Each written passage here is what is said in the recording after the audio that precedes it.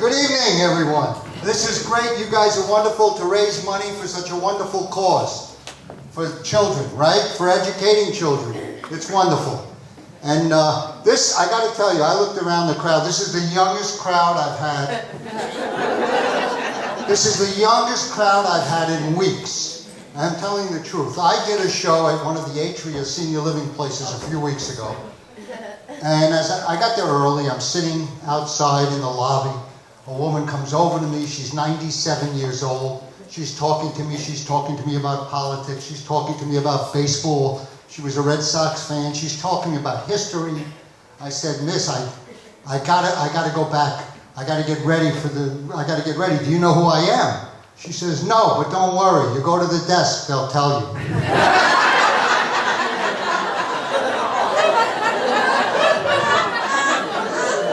Thank you. Everywhere I go, they make fun of me. I did a show I do mainly senior shows. We'll wait for you. I did a senior show at St. Pius. You know St. Pius Church in Plainview? And the father introduces me. Hello, everyone. Here to entertain you direct from Ireland is Mr. Mick Brier. I said, Father, I mean no disrespect, but my name is Mark Brier, and I'm not from Ireland, even though I have relatives from Ireland. And the father said, well, I must have had him on senior moment. But I'm Jewish, but I love Christmas. Everybody loves Christmas, right?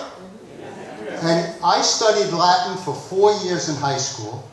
I used to sing all the Christmas songs, Christmas carols in Latin, Adeste Fidelis, Venite Adoremus. I sang them all in Latin. And I was so upset, I read in the paper today that Nassau County is not going to have a nativity scene at Eisenhower Park this Christmas.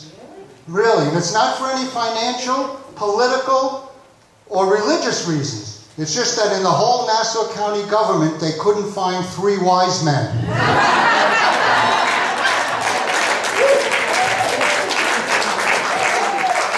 They're not even having a menorah for us Jewish people because nobody in the government can light it. They don't know left from right or right from left. Look at some of the people we've elected. It's really a pity. Spitzer, right? And he ran for controller. And Anthony Weiner, he ran for mayor. He was going to run for president with our Attorney General Eric Holder as his running mate, and the bumper stickers were going to say, Weiner Holder.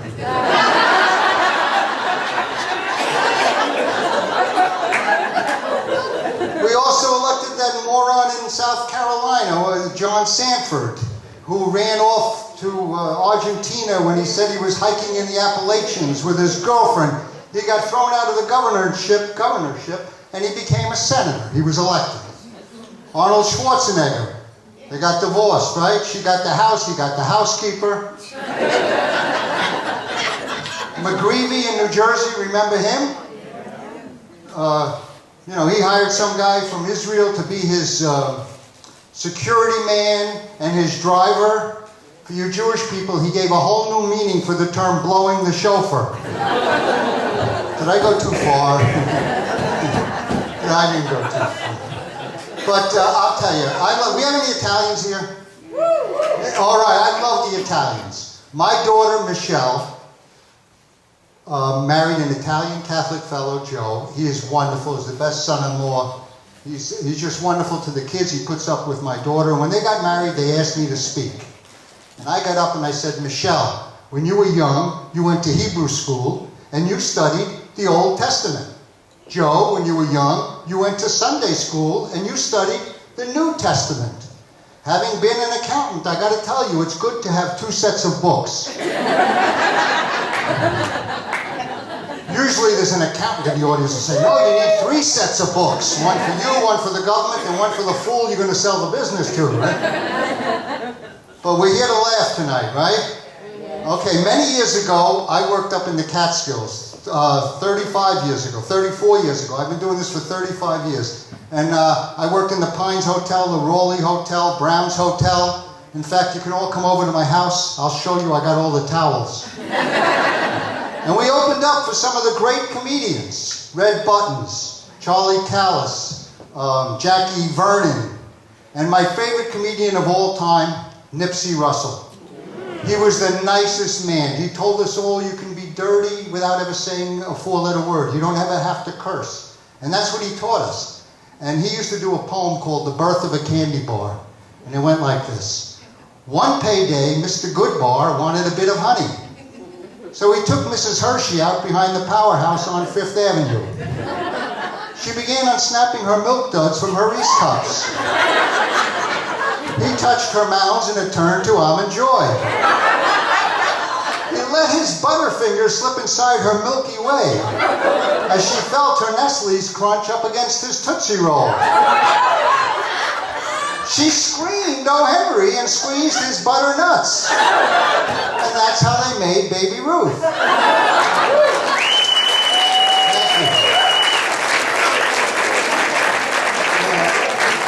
I love a lot of the old comedians. Who's your favorite old comedian?